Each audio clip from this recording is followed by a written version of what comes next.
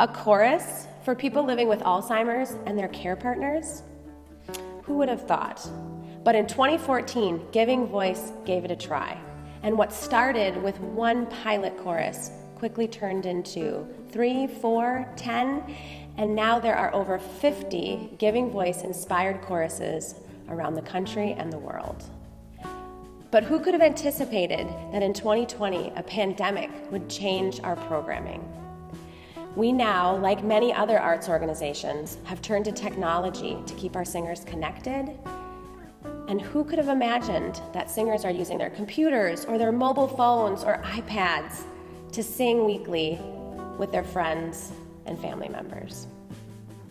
This is the story of how the unlikely has now turned into the norm, and how people living with Alzheimer's and their care partners are choosing a different but brighter path forward and connecting in different ways to song and to each other.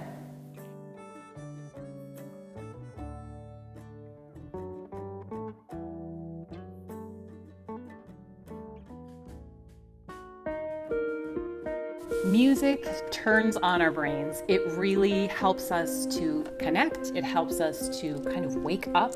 I know that I would have trouble remembering songs and lyrics, but when you put it to music, the music carries you along. It's the thought and the expression.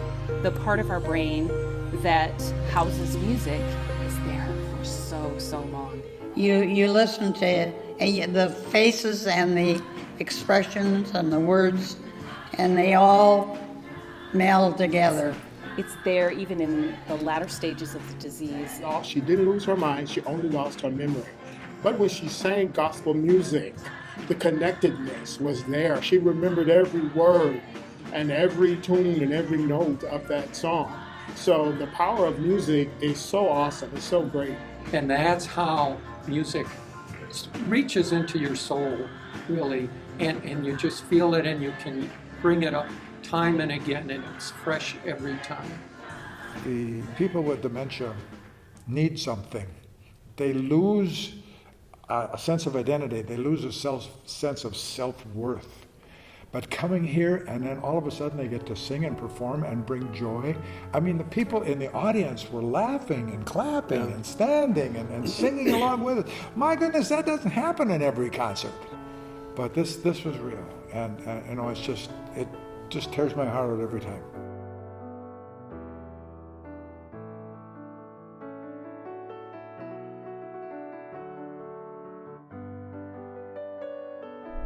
People, when they walk in, right away, there's a smile on their face, always. And then when they see other people that they know, and they greet each other, and then when we start singing, even if they don't know the song, everybody's trying really hard because they want to do this. Makes you feel safe. Fun to be with. We just are having so much fun with this. But this is a marvelous way to start the week, and I agree, this is a support group. There's no two ways about it. But you enjoy it once you I get love singing. it. Boy, you can't wait to get here every week, can you? Yep. And I'll say, do I get picked up today? Every morning she asks my sister that. Is today choir?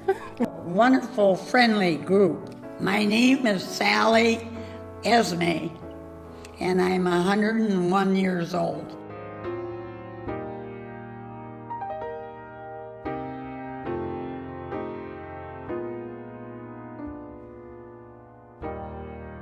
In Reflection, we talk often about the power of capturing language from generations past within gospel music, capturing rhythms of generations past within gospel music, particularly for Black people culturally.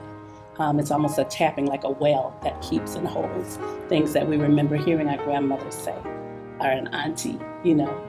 And I would parallel it to the ways that maybe people talk about the feelings they have when they smell fresh baked cookies, you know, or a peach cobbler, that groundedness, that is embedded in the music when we come together. And we see it in the swaying that happens. We see it in the smirks and the joys, that spark as we're singing together, the giggles that we hear on the unmuted mics, right?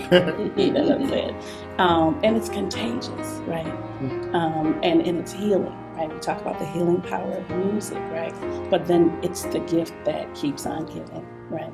And that you can't wait to get back for again, right? But then I went to a Giving Voice rehearsal, and I sat up on a stage while Jeannie directed, and I watched the faces of the people. And the glow and the happiness and the joy was, I said, I want that.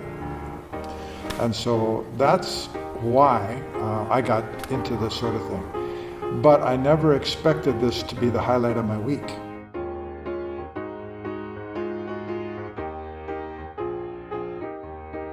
It's incredibly important to continue a ritual, repetitive repertoire pattern, the 3 R's, so that our singers know what to expect, they are comfortable, and they are supported in community, so that they know as soon as they get on, we're going to start giving voice, we're going to start singing. Who's the chorus we all love that's made for you and me? Spell G-I-V-I-N-G-V-O-I-C-E. We wave a hey there, hi there, ho there. You're as welcome as can be. We have a good morning song. We sing the WCCO Good Morning, Good Morning. And everybody knows that. That's why we picked that.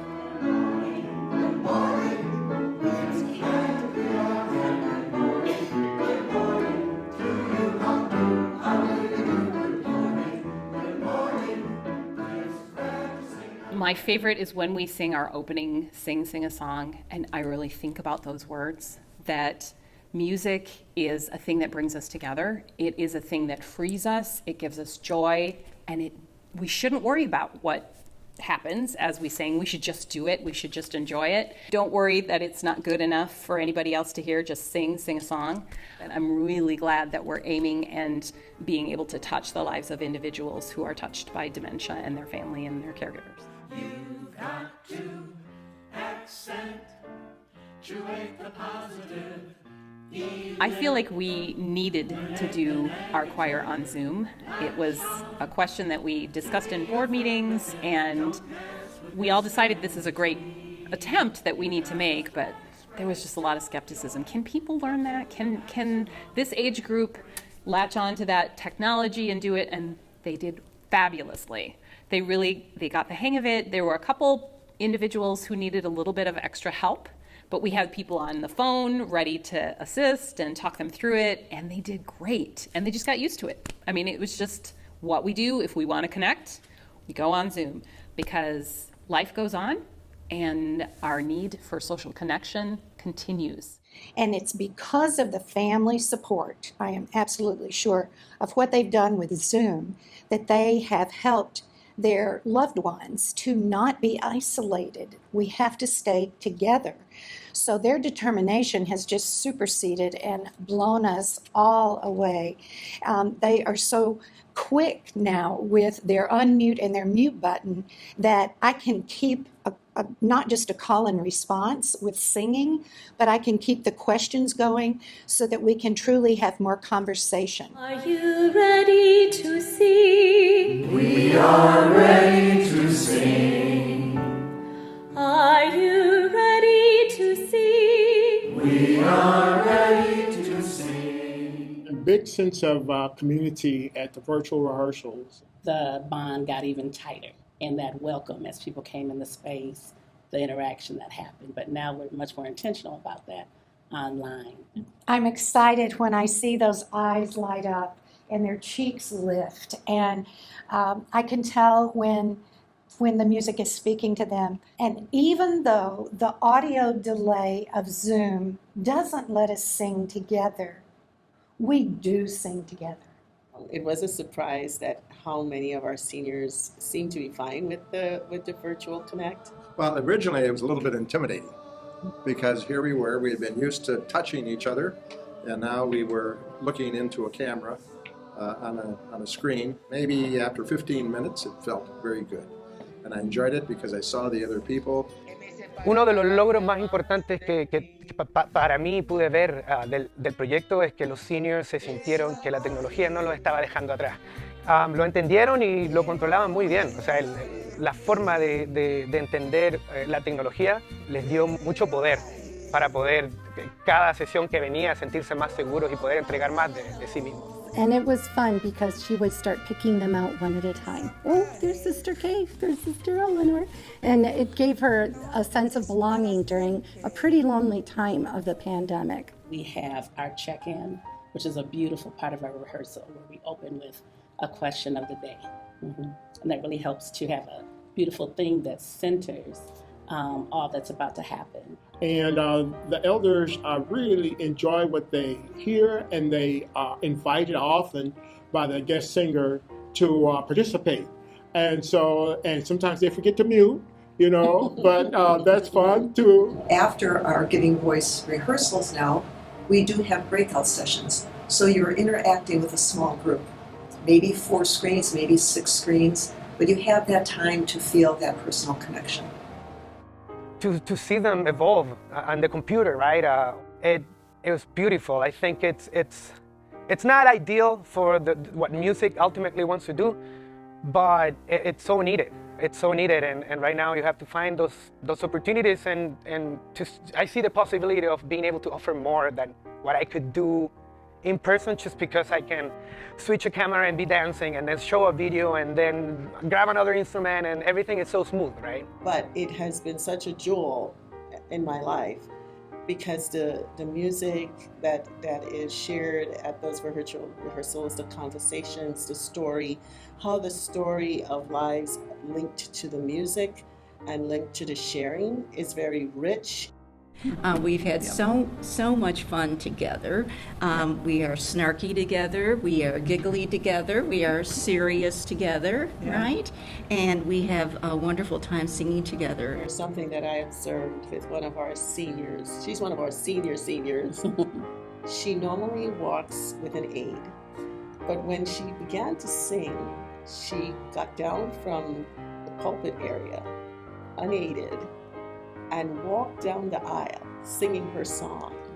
And she was like transformed into a younger version of herself as she sang that song so wonderfully. Everyone was on their feet. In everyday life, there's a lot of memory issues, but when she gets to choir, everything is easy for her, and she feels a part of something special. And I love to see her happy like that. Yeah. Oh, it's joyous, actually. This is a home for me. These people are looking out for me, and I'm looking out for them.